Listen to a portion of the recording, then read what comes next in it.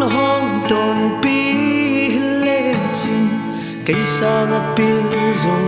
mi tam pi om me kasiam man hong ton pi le chin cây sang at siam zo mi tam pi om me mi te mu na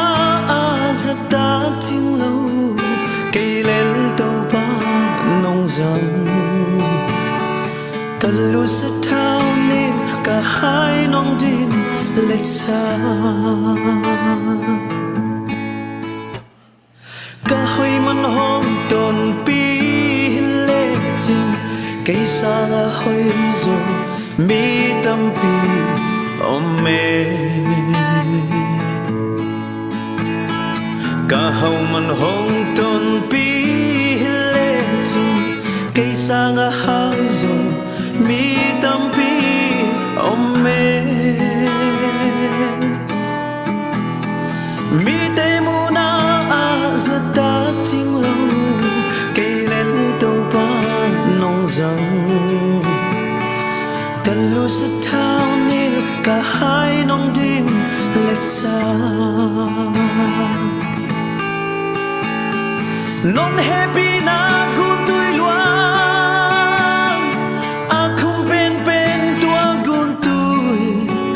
cây lệ ca in quan pi te nong don saka na lap to te qua man nen niam dâu cây na pan pi te qua man lang pan dâu lo nong ít na ta te na mai pa nong nga sa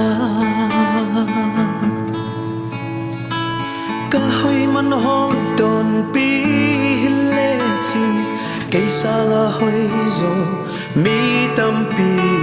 om me cả hậu man hong ton pi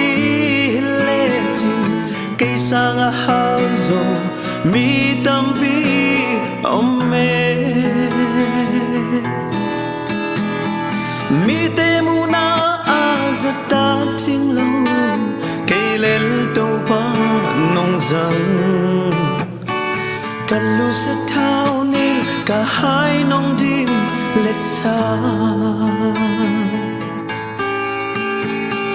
nông happy na gun tui luang a không pen pen tua gun tui cây lệ ca in quan pi te nông don saka na lap to te qua man em niam dâu cây na pan pi te qua man lang pan dâu lo nong ít na ta te na mai pa nong nga sa na lap to te qua man em niam dâu cây na pan pi te qua man lang pan dâu lo nong ít na ta te na mai pa nong nga sa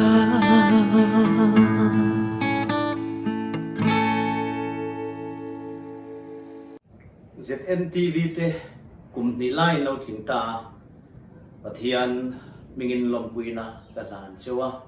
pathian in kalzel na tura malsom le zol cheu sela in arong bona in TV kaltlang in lalpan na sa takin rong bona zawzo petso zel bokro se